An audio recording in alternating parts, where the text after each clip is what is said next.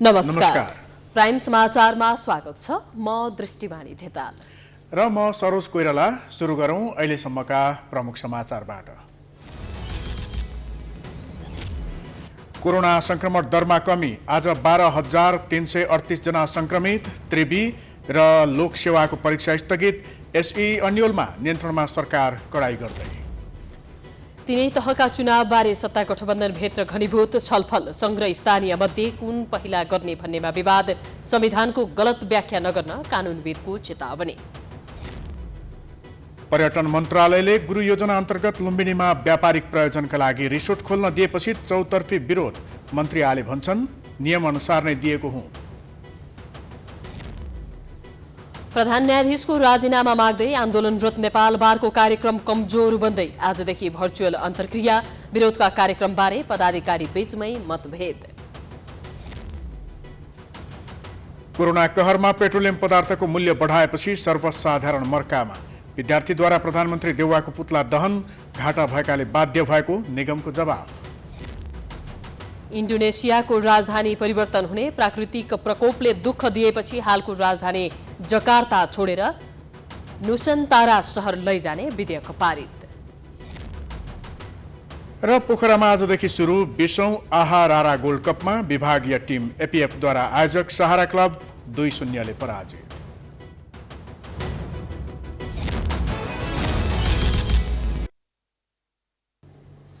अब समाचार विस्तारमा। सत्तापक्षीय 5 दलको गठबन्धनको आज 4 बजे बस्ने भनिएको बैठक स्थगित भएपछि गठबन्धनमा आबद्ध कांग्रेस, माओवादी केन्द्र र नेकपा एकीकृत समाजवादीका नेतृत्वबीच भेटवार्ता भएको छ। तीन पार्टीका प्रमुखहरू शेरबहादुर देउवा, पुष्पकमल दाहाल र माधव कुमार नेपाल बालुवाटारमा छलफलमा जुटेका छन्। भेटवार्तामा स्थानीय तहको निर्वाचन सम्बन्धी छलफल भएको बताइएको छ र यसअघि बसेको समन्वय समितिको बैठकमा प्रचण्डले स्थानीय तहको निर्वाचन भन्दा पहिले वैशाखमै संघीय संसदको निर्वाचन गर्ने प्रस्ताव अघि सारेका थिए। त्यसको विरोध भइरहेका बेला फेरि छलफलमा जुटेका हुन् र प्रचण्डको प्रस्तावमा माधव नेपाल सहमत भएको बुझिएको छ। कांग्रेस पनि लचक भएका बेला प्रमुख प्रतिपक्षीय दल नेकपा एमाले भने यसको चर्को विरोधमा उत्रिएको छ।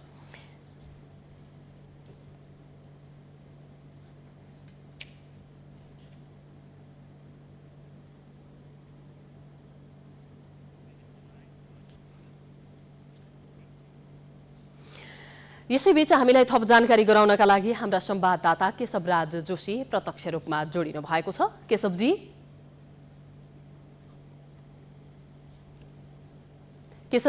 हामी बालुवाटार अगाडि छौं। यो बालुवाटार भित्र भर्खरै मात्र 3 जना नेताहरूको बैठक सम्पन्न भएको छ। नेपाली कांग्रेसका सभापति तथा प्रधानमन्त्री शेरबहादुर देउवा, नेकपा माओवादी केन्द्रका अध्यक्ष प्रचण्ड र एकीकृत समाजवादीका अध्यक्ष माधव कुमार नेपाल बीच करिब आधा घण्टा 45 मिनट जति छलफल भएको देउवाको सचिवालयले जनाएको छ। प्रधानमन्त्रीको सचिवालयले हामीलाई जानकारी दिएको छ र विशेष गरेर आज उच्च स्तरीय समन्वय समितिको बैठक 4 बजेका लागि निर्धारण गरिएको थियो, तर उक्त बैठकका लागि पर्याप्त तयारी नपुगेको भन्दै बैठक स्थगित गरिएको थियो र माधव कुमार नेपाल कोरोनाबाट मुक्त भएसँगै यो बैठकमा सहभागी भएका छन् र 3 जना नेताहरूको बीचमा छलफल गरेर सहमति जुटाउने प्रयत्न भएको छ। भोलि फेरि 4 बजे उच्च स्तरीय समन्वय समितिको बैठक बालुवाटारमा बस्नेछ।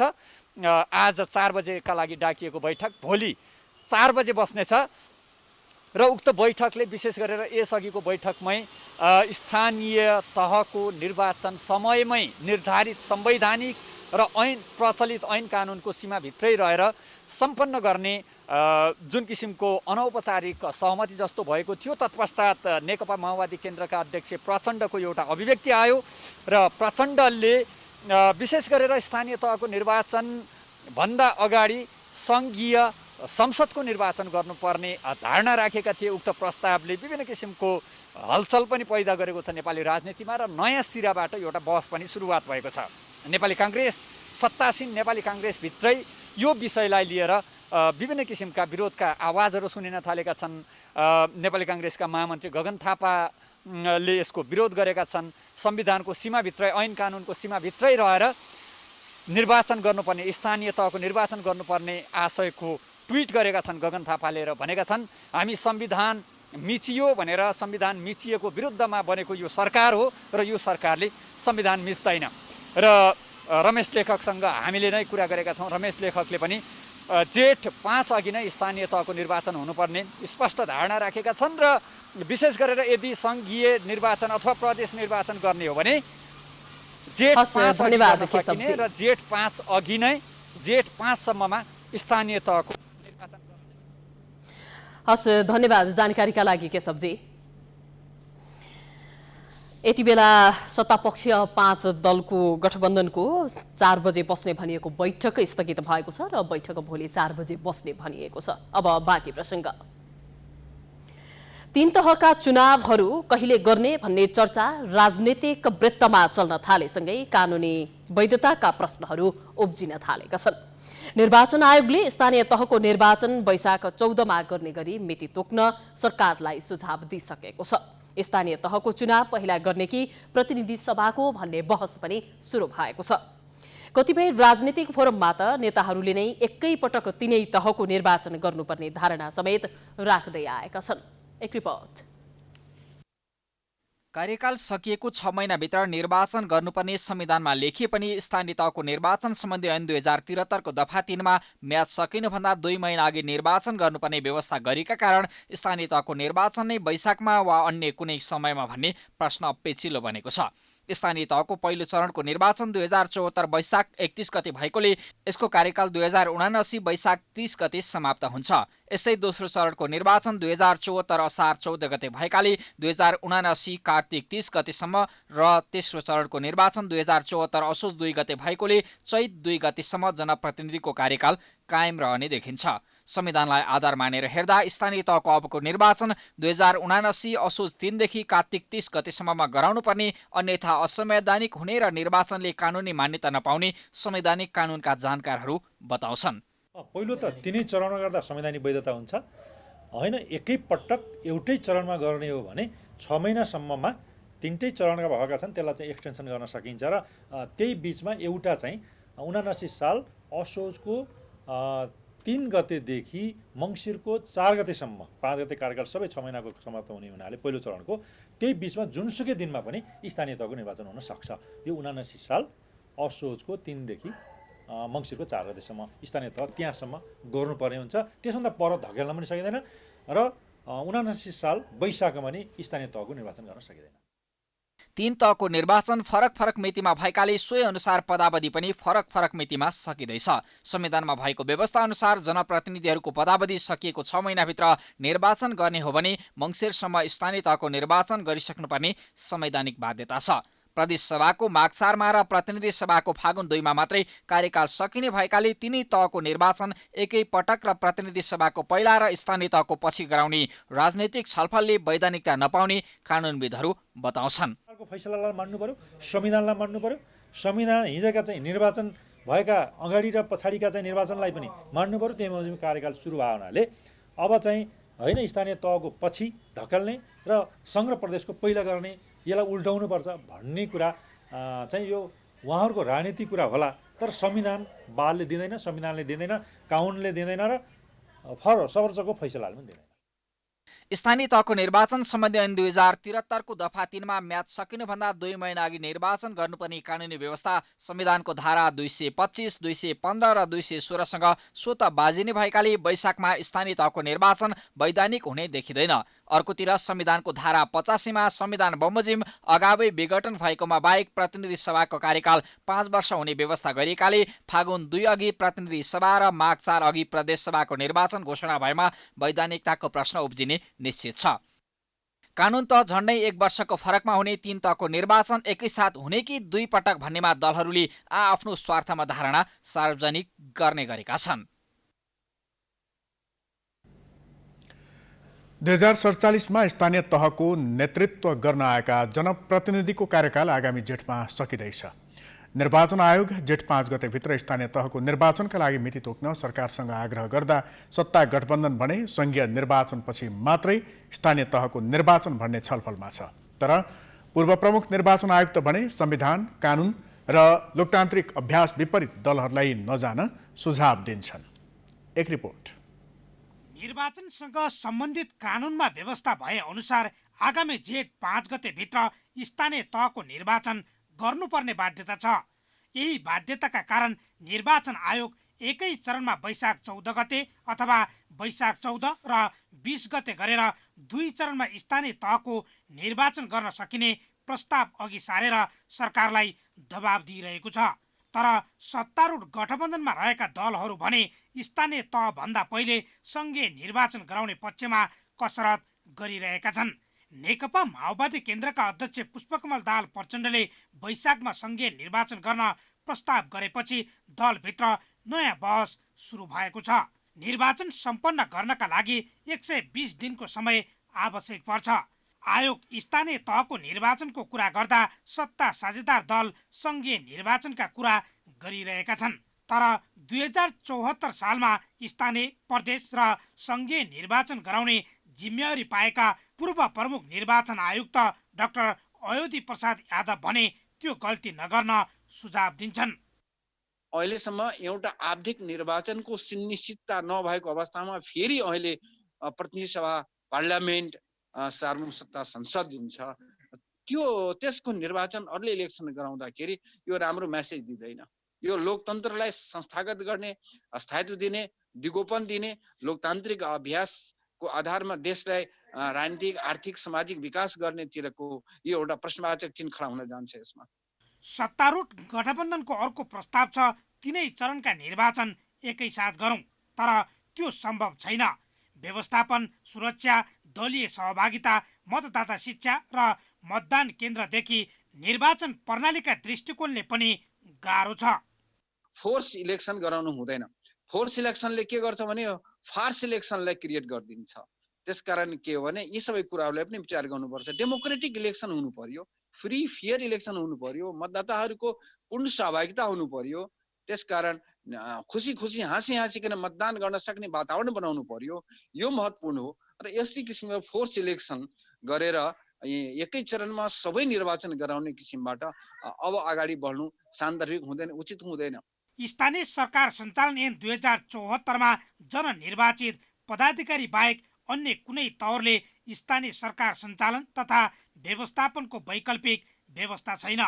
स्थानीय तहका पदाधिकारीको म्याद थपको कुनै प्रावधान नहुँदा वैकल्पिक पद्धतिबाट स्थानीय सरकार सञ्चालन हुन सक्ने ठाउँ पनि कानुनले दिएको छैन।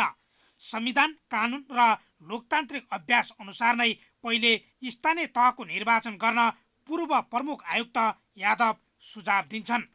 स्थानीय तहको निर्वाचन समयमा गरौँ। यसलाई 6 महिना पछि गर्ने जुन संवैधानिक व्यवस्था छ, यसले 6 महिनासम्मको स्थानीय तहको विकास निर्माण सम्बन्धी काम सबै प्रशासनको हातमा जान पुग्छ।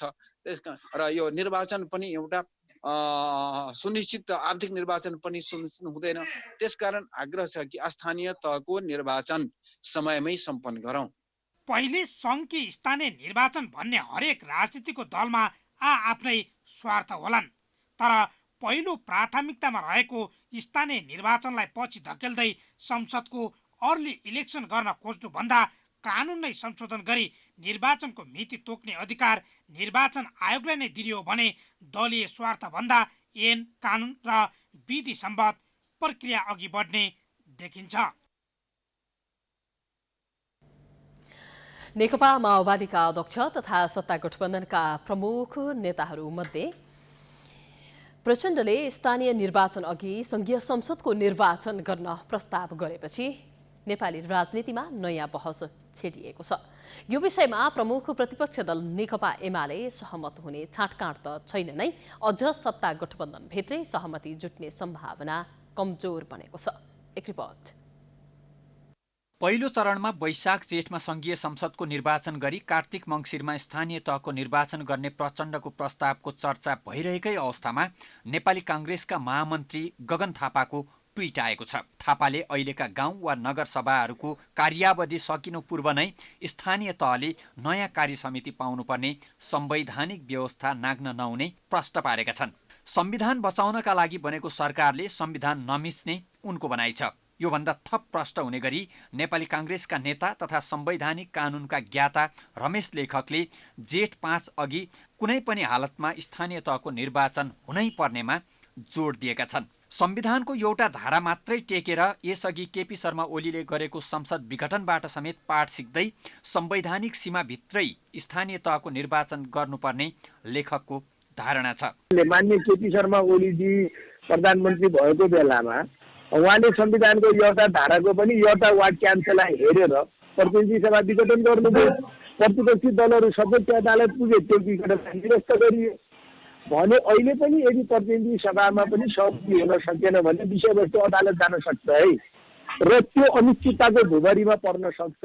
त्यसो भएको हुनाले यदि प्रतिनिधि सभाको निर्वाचन वैशाखमा गर्ने हो भने त्यसका लागि बृहत्तर राजनीतिक सहमति आवश्यक पर्छ भन्ने मेरो आग्रह हो। जहाँसम्म स्थानीय तहको निर्वाचन त 5 गते जेठभित्र गरिसक्नुपर्छ भन्ने पनि मेरो आग्रह हो। काङ्ग्रेस नेताहरूका यी अडानले स्पष्ट पारेका छन् कि काङ्ग्रेस पनि संविधानको सीमा नागेर कुनै निर्णय गर्ने पक्षमा छैन। जेठ 5 अघि संघीय निर्वाचन हुने अवस्थामा भने स्थानीय निर्वाचन अघि संघीय संसदको निर्वाचन गर्न सकिने लेखकको धारणा छ।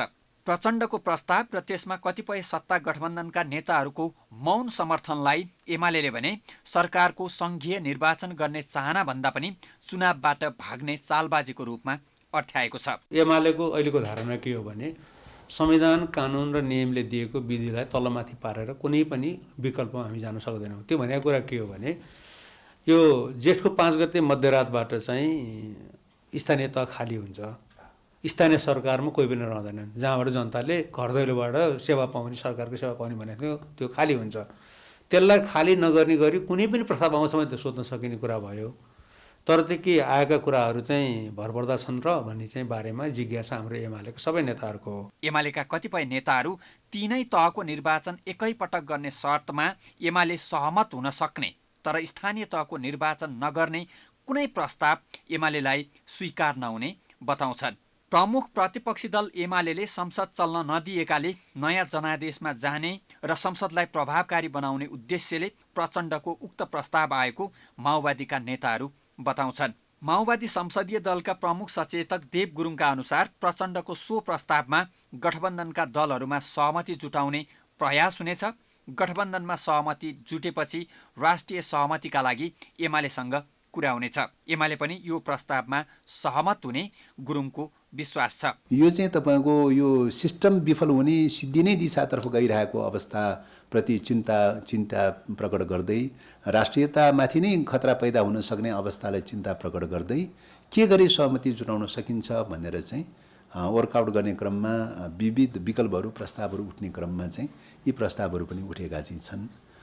यसमा कतै न कतै सहमति जुटाउनु पर्छ भन्ने हाम्रो आग्रह छ। स्थानीय तहको निर्वाचन अघि संघीय संसदको निर्वाचन गर्ने प्रचण्डको प्रस्ताव एमालेसम्म नपुग्दै काङ्ग्रेसभित्रै त्यसको विरोध हुनुले उक्त प्रस्तावमा सहमति जुट्ने सम्भावना न्यून छ। 3 तहकै निर्वाचन एकसाथ गर्न एमाले समेत सकारात्मक बन्न सक्ने सम्भावना भने जीवितै छ। अहिलेसम्मको अवस्था हेर्दा उक्त निर्वाचन वैशाख वा जेठमै हुनुपर्ने एमालेको शर्त रहनेछ। तर एक तहको निर्वाचन निर्धारित समयमै गर्न समेत हम्मे रहेको अवस्थामा प्राविधिक रूपले एक साथ 3 तहको निर्वाचन कसरी सम्भव होला र खै? पछिल्लो 24 घण्टामा थप 12,338 जनामा कोरोना भाइरसको संक्रमण पुष्टि भएको छ। देशभरका प्रयोगशालाबाट गरिएको 27,497 परीक्षणमा काठमाडौँ उपत्यकामा 6,981 नयाँ संक्रमित थपिएका छन्। काठमाडौँ उपत्यका सहित 12,338 जना नयाँ संक्रमित थपिएका हुन्। दैनिक संक्रमितको संख्या बढ्दै गएको छ। संक्रमितको संख्या बढ्दै गए तापनि संक्रमण पुष्टि हुने दर भने घटेको छ। बुधबार परीक्षण गरेका मध्ये 52.6% संक्रमण देखिएको थियो। बिहिबार परीक्षण गरिएका मध्ये 47.9% संक्रमण पुष्टि भएको छ। संक्रमण भने बुधबार 11,352 जना र मंगलबार 10,258 जनामा पुष्टि भएको थियो। कोरोना संक्रमणका कारण थप 4 जनाको मृत्यु भएको मन्त्रालयले जनाएको छ। त्यसैगरी कोरोना संक्रमण पश्चात 649 जना निको भएका छन्। देशभर सक्रिय संक्रमितको संख्या 57,328 पुगेको छ, जसमध्ये 55,836 जना होम आइसोलेसन र 1,400 92 जना संस्थागत आइसोलेसनमा छन्। उपचारमा रहेका मध्ये 100 जनाको आइसियु र 27 जनाको भेन्टिलेटरमा उपचार भइरहेको छ।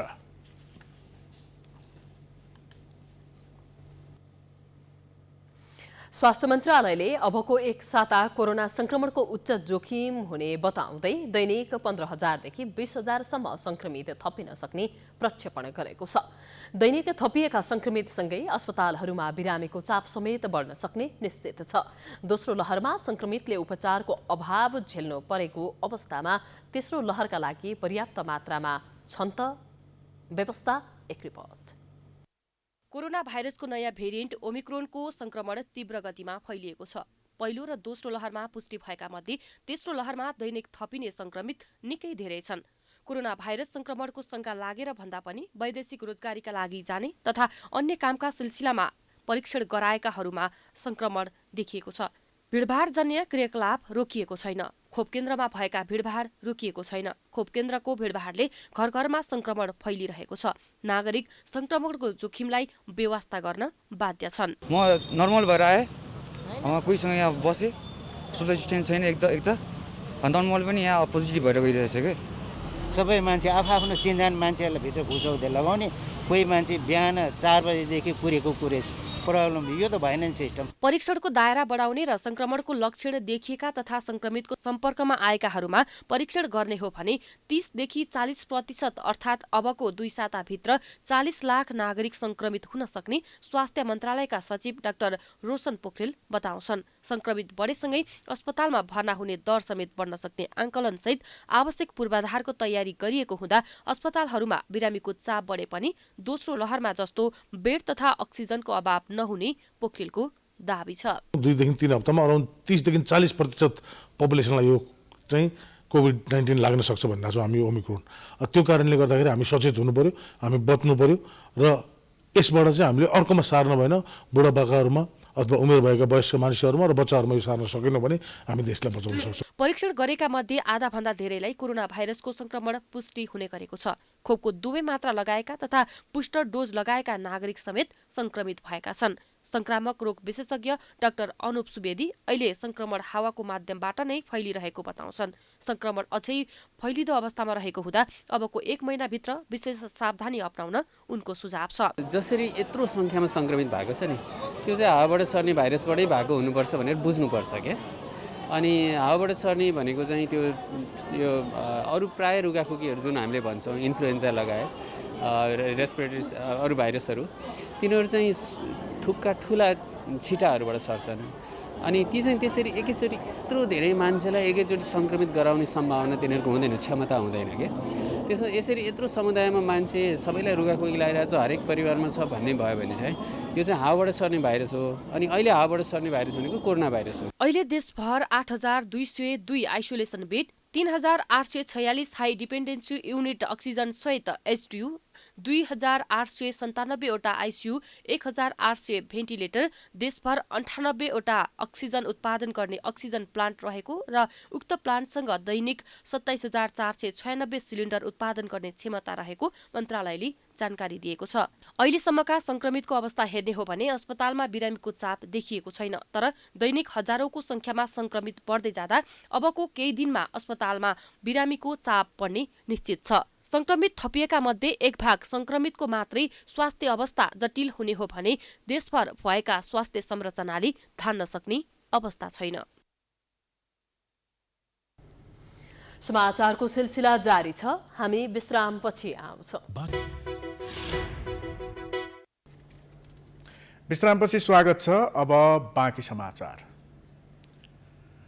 त्रिभुवन विश्वविद्यालयले पूर्व निर्धारित सबै परीक्षा स्थगित गर्ने निर्णय गरेको छ।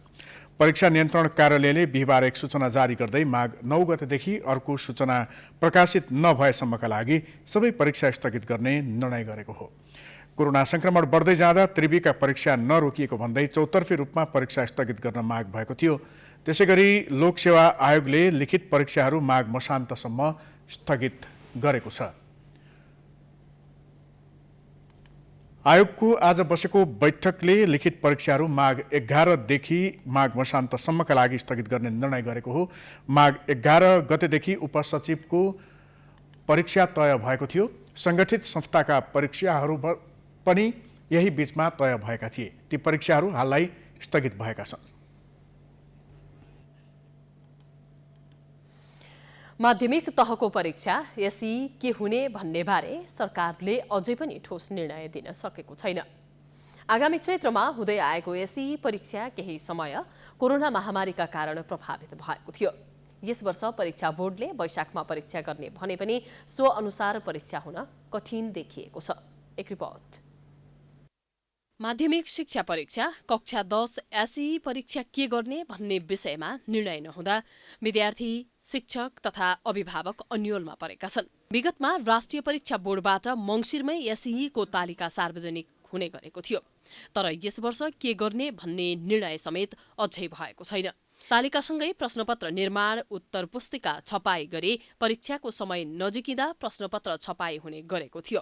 तर अहिले परीक्षा केन्द्रले लिने वा नलिने, प्रश्नपत्र छपाई गर्ने वा इमेलबाट पठाउने भन्ने निर्णय भएको छैन। तर बोर्डका अध्यक्ष महाश्रम शर्माले वैशाखमा परीक्षा हुने जानकारी दिएका छन्। हिसाबले चाहिँ अहिलेसम्म विद्यार्थीहरूको यो शैक्षिक सत्र खेर नहुने गरी यसलाई चाहिँ म्यानेज गर्ने गरी आगामी वर्ष चाहिँ हरेक कक्षाहरूको चाहिँ शैक्षिक सत्र वैशाखदेखि सुरु हुने र कक्षा 10 को पनि परीक्षा सकिएर चाहिँ कक्षा 11 को जुन किसिमको शैक्षिक सत्र छ जुन बेला सुरु हुन्छ त्यही बेलादेखि सुरु गर्ने गरी चाहिँ तयारीहरू चाहिँ त्यही हिसाबबाट तयारी भइरहेको छ।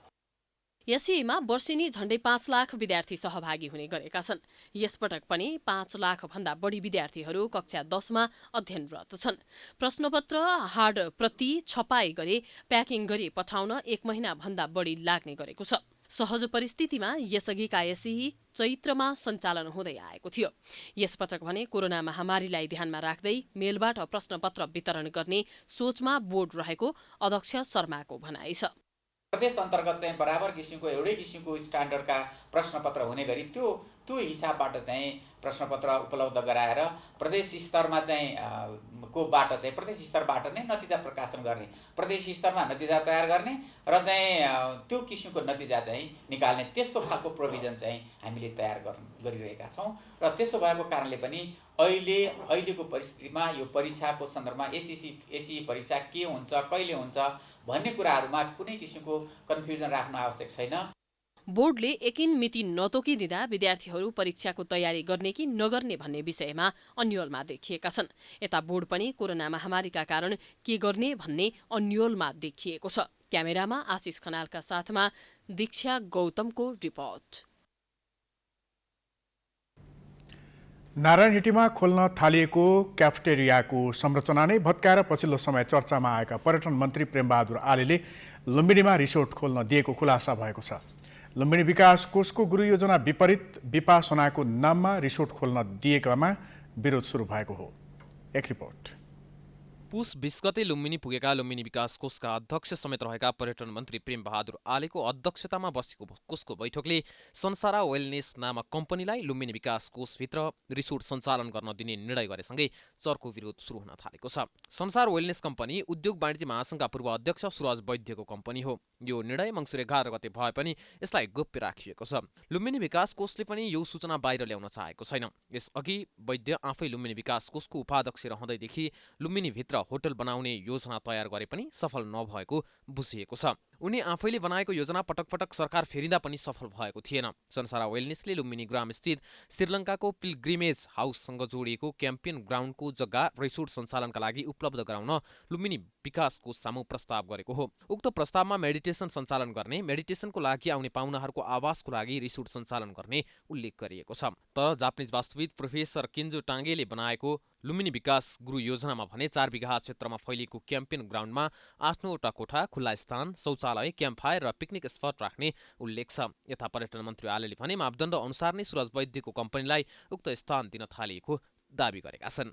जति मास्टर प्लानमा जे छ त्यो मापदण्ड अनुसारै दिइएको छ। फेरि त्यसमा तलमाथि छैन, त्यसमा दिएन म भन्दैन, त्यो हिचकिचाउट छैन मलाई। त्यसमा जे चर्चा भएको छ सुरज वैद्यलाई होइन प्रेमाले अनुमति दिनुभयो। किन नदिँदै भने जे हो त्यही भन्छु मैले। मास्टर प्लानमा जे छ त्यही अनुसार चाहिँ त्यो निर्णय भएको हो। संसार वेलनेसले प्रस्ताव गरेको क्षेत्र क्याम्पियन ग्राउन्ड रहेकाले त्यसलाई रिसोर्ट सञ्चालनको लागि दिन नहुने पक्षमा लुम्बिनी विकास कोषका उपाध्यक्ष अवधेश कुमार त्रिपाठी बेक्सु मित्तीय रहेका थिए। तर रिसोर्टका लागि विकास कोषको जग्गा दिन नहुने भन्दै अडान राख्दै आएका मित्तीयलाई नै नबोलाई विकास कोषका पदाधिकारी सदस्यहरूको गत मङ्सिर 11 गतिको बैठकले रिसोर्ट सञ्चालनका लागि जग्गा दिने निर्णय गरेको हो। विपासनाको नाममा रिसोर्ट बनाउन दिने निर्णय गरेसँगै त्यहाँका होटल व्यवसायीले भने त्यसको चर्को विरोध गरेका छन्।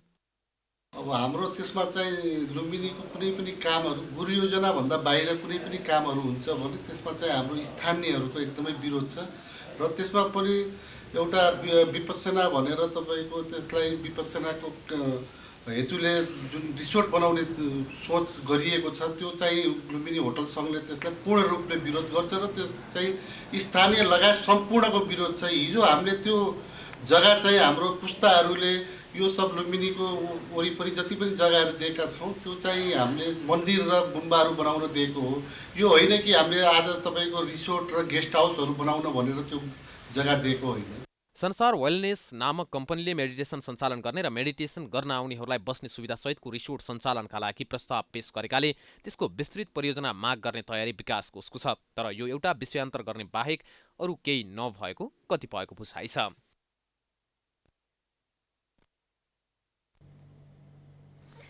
भक्तपुरको अरनिको राजमार्गमा जोडिएको रिखेटार क्षेत्रमा करिब 100 रोपनी जग्गा भूमाफियाले हडपेको भन्दै स्थानीय नागरिक सरकार समितिले संरक्षणको माग गरेका छन्।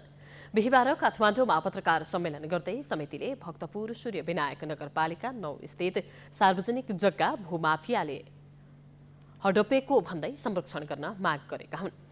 समितिले व्यक्तिहरूको नाममा रहेको 73 रोपनी र नेपाल सरकारको नाममा रहेको 53 रोपनी 5 आना जग्गा ग्रिन हाउजिङ कम्पनीले लिएको उल्लेख गरेको छ। वडा कार्यालयले गरेको गैर कानुनी सम्झौता र हाउजिङ प्रणालीले नेपाल सरकारको सम्पत्ति र प्राकृतिक सम्पदा खानेपानी सिंचाई चरीचरण र वन जङ्गलमाथि हस्तक्षेप गरेको समितिको आरोप छ। भक्तपुर जिल्ला सूर्यविनायक नगरपालिका वडा नम्बर 9 स्थित अरनिको राजमार्गसँग जोडिएको रेखेटार क्षेत्र साबिक नङखेल गाविस वार्ड नम्बर 167 भित्रको व्यक्तिहरूको नाममा रहेको हाउसिङ प्रणालीको नाममा एक किता जग्गा छैन।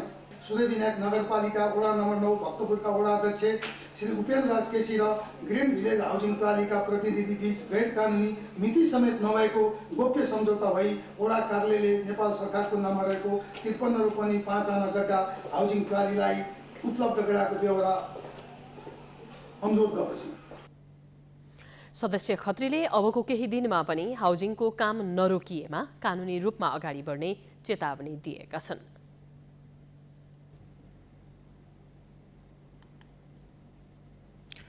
कार्तिक 14 गतेदेखि प्रधान न्यायाधीश चोलेन्द्र शमशेर जबरा विरुद्ध नेपाल बारले आन्दोलन गरे पनि अहिले भने आन्दोलन लगभग सकिएको छ। कोरोना भाइरसको संक्रमणका कारण भर्चुअल आन्दोलन गर्ने भनेर बारले भौतिक आन्दोलनलाई स्थगित गरेको हो। एक रिपोर्ट। सर्वोच्च अदालतमा बेथिति र भ्रष्टाचार मौलाएको भन्दै प्रधान न्यायाधीश चोलेन्द्र शमशेर जबराको राजीनामा माग गर्दै नेपाल बार एसोसिएसन आन्दोलनमा होमिएको थियो। तर नेपाल बारको आन्दोलन सुरुवाती चरणमा बलियो देखि पनि पछि भने कमजोर बन्दै गयो। त्यसमाथि प्रधान न्यायाधीश जबराले राजीनामा नदिई गोला प्रथा लागू गर्नेदेखि आफूले कुनै इजलासमा नबस्ने घोषणा गरेसँगै आन्दोलन अझै बढी कमजोर बन्न पुग्यो। तर पनि औपचारिक रूपमा आन्दोलन अन्त्य गरिएको छैन। बिहिबारदेखि बारले भर्चुअल माध्यमबाट अन्तर्क्रिया गरी आन्दोलनलाई निरन्तरता दिएको हो। कोरोना महामारीका कारण भौतिक उपस्थितिको आन्दोलन स्थगित गरेर भर्चुअल अन्तर्क्रिया सुरु गरिएको हो। प्रधान न्यायाधीश राणा सक्रिय भई थप भूमिका लिन खोजी भौतिक रूपमै विरोध कार्यक्रम गर्ने बारका अध्यक्ष चण्डेश्वर श्रेष्ठले चेतावनी दिएका छन्। 90वटा बालिकाहरू मार्फत अझ यसलाई सशक्त बनाउनको लागि भर्चुअल कार्यक्रम आजबाट सुरु गर्दैछौँ। यो 18 गतेसम्म रहन्छ। यदि यस किसिमको कोभिडको सङ्क्रमण झन् बढ्दै गएको अवस्थामा त्यसपछि पनि निरन्तर हुन सक्दछ। यदि कोभिड कन्ट्रोल भयो भने त्यो अवस्थामा हामी फेरि भौतिक रूपमा सशरीर प्रोग्रामहरू गर्दैछौँ र यसको न्यायपालिकाले यो अवस्था पुर्याउन दिनु हुँदैन।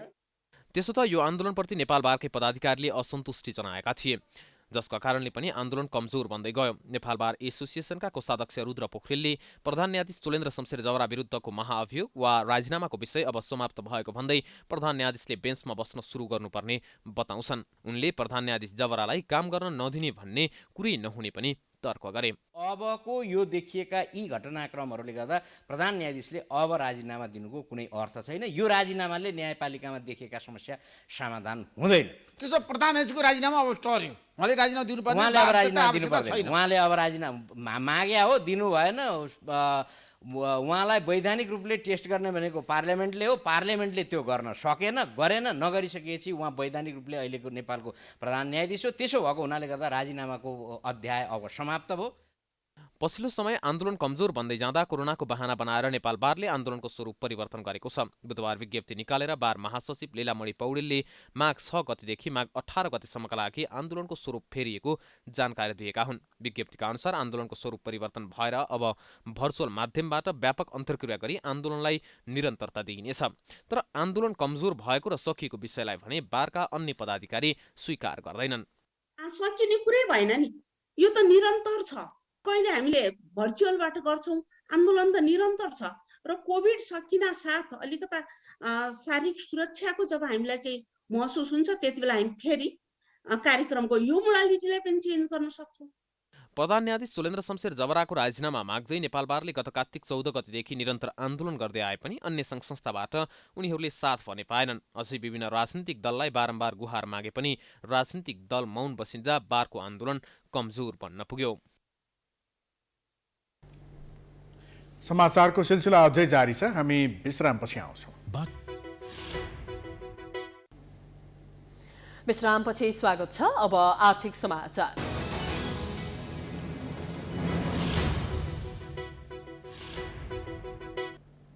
कोरोना कहरका बीच नेपाल आयल निगमले पेट्रोलियम पदार्थको मूल्य बढाएपछि सर्वसाधारण थप मारमा परेका छन्। मूल्य वृद्धिको विरोधमा विद्यार्थीहरूले प्रधानमन्त्री शेरबहादुर देउवाको पुतला समेत दहन गरेका छन्। निगमले भने घाटा उच्च भएकाले मूल्य बढाउनु परेको जवाफ दिएको छ।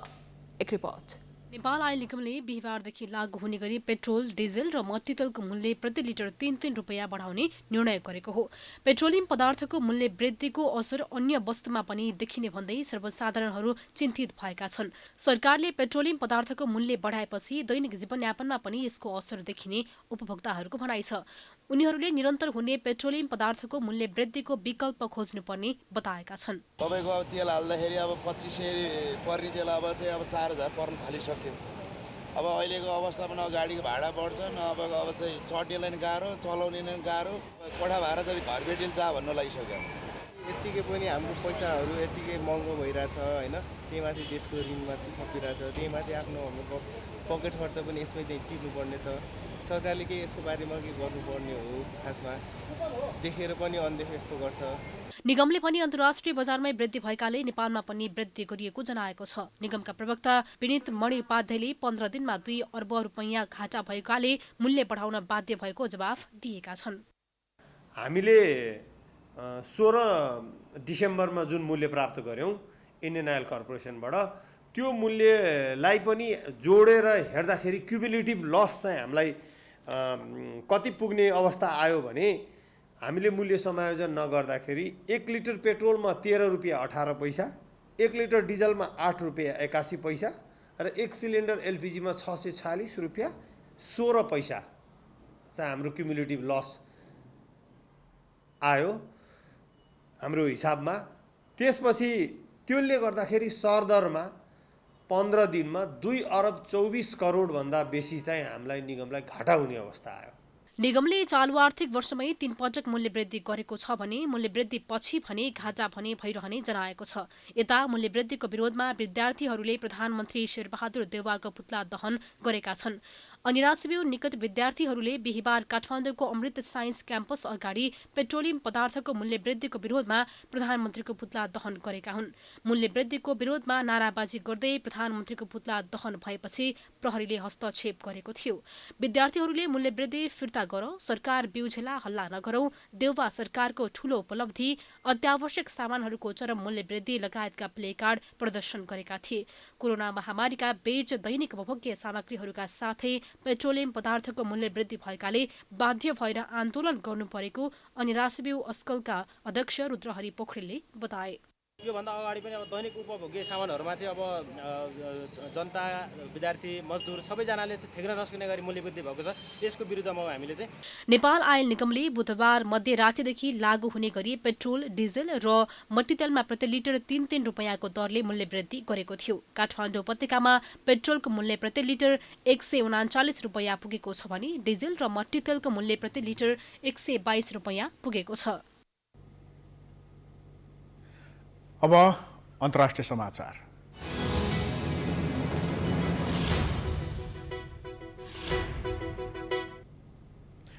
इन्डोनेसियाको राजधानी परिवर्तन हुने भएको छ। त्यहाँको सरकारले राजधानी परिवर्तन गर्ने विधेयक पारित गरेपछि अब इन्डोनेसियाको नयाँ राजधानी नुसन्तारा हुने भएको हो। इन्डोनेसियाका राष्ट्रपति जोको विडोडोले सन् 2019मै इन्डोनेसियाको राजधानी जकार्तामा बाढीको प्रकोप ज्यादा हुने भएकाले नुसान्तारालाई नयाँ राजधानीको रूपमा कायम गर्ने बताएका थिए। सोही समयमा तयार भएको विधेयक अहिले आएर पारित भएको हो।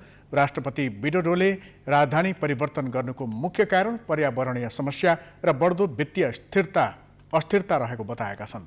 जकार्तालाई विश्वमै सबैभन्दा छिटो जलमग्न हुने सहरको रूपमा चिन्ने गरिन्छ। नयाँ राजधानीका लागि सिफारिस गरिएका 80 भन्दा धेरै सहरको सूचीबाट राष्ट्रपति विडोडोले नुसन्तारालाई नयाँ राजधानीका लागि छनौट गरेका थिए।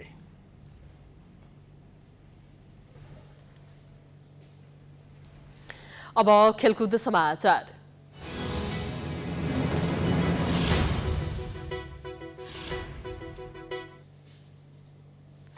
पोखरा रङ्गशालामा बिहिबारदेखि सुरु भएको 20औं आहारा गोल्ड कपमा आयोजक सहारा क्लबलाई 2-0ले हराउँदै विभागीय टिम एफिएफले जित निकालेको छ। एफिएफको जितमा आवास लामेछाने र प्रदीप लामाले समान 1-1 गोल गरेका छन्। प्रतियोगिताको उद्घाटन खेलको 13औं मिनेटमा एफिएफका आवास लामेछानेले पहिलो गोल गर्दै खेललाई अग्रता दिलाएका थिए। युरोपियन फुटबल खेलको अनुभव बटुलेका लामेछानेले जारी प्रतियोगिताको पहिलो गोलकर्ता बन्न सफल भए। एफिएफले दोस्रो हाफको सुरुवातमै दोस्रो गोल गर्दै अग्रतालाई दोब्बर बनाएको थियो। खेलको दोस्रो हाफ 59औं मिनेटमा एफिएफका सनीस श्रेष्ठको लामो पासलाई कन्ट्रोल गर्दै प्रदीप लामाले बललाई जाली चुमाएका थिए। खेलमा आवास लामेछाने म्यान अफ द म्याच घोषित भएका छन्। मफसलकै चर्चित फुटबल प्रतियोगिताका रूपमा लिइएको आहारा गोल्ड कपको यस वर्षको संस्करण दर्शक बिना नै भइरहेको छ। 10वटा टिम सहभागी रहेको प्रतियोगिताको विजेताले 10 लाख र उपविजेताले 5 लाख रुपैयाँ प्राप्त गर्नेछन्।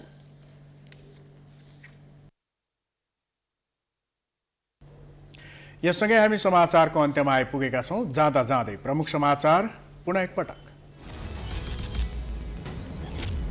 कोरोना संक्रमण दरमा कमी, आज 12,338 जना संक्रमित। त्रिवी र लोकसेवाको परीक्षा स्थगित। एसई अन्यलमा नियन्त्रणमा सरकार कडाई गर्दै। तीनै तहका चुनावबारे सत्ता गठबन्धनभित्र घनीभूत छलफल। संघ र स्थानीय मध्ये कुन पहिला गर्ने भन्नेमा विवाद। संविधानको गलत व्याख्या नगर्न कानुनविदहरूको चेतावनी। पर्यटन मन्त्रालयले गुरु योजना अन्तर्गत लुम्बिनीमा व्यापारिक प्रयोजनका लागि रिसोर्ट खोल्न दिएपछि चौतर्फी विरोध। मन्त्री आले भन्छन् नियमअनुसार नै दिएको हो। प्रधान न्यायाधीशको राजीनामा माग्दै आन्दोलनरत नेपाल बारको कार्यक्रम कमजोर बन्दै। आजदेखि भर्चुअल अन्तर्क्रिया। विरोधका कार्यक्रमबारे पदाधिकारीहरू बीचमै मतभेद। कोरोना कहरमा पेट्रोलियम पदार्थको मूल्य बढाएपछि सर्वसाधारण मर्कामा विद्यार्थीद्वारा प्रधानमन्त्री देउवाको पुतला दहन। घाटा भएकाले बाध्य भएको निगमको जवाब। इन्डोनेसियाको राजधानी परिवर्तन हुने।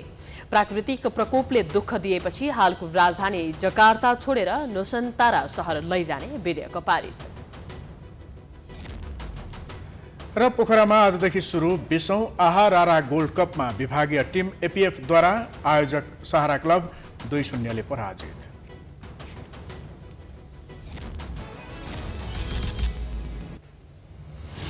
प्राइम समाचार अहिलेलाई सकियो। यसपछिको प्रस्तुति जनता जान्न चाहन्छन् ऋषि धमलाको साथमा। प्राइम टाइम्स एसडी हेर्दै रहनुहोला। नमस्कार।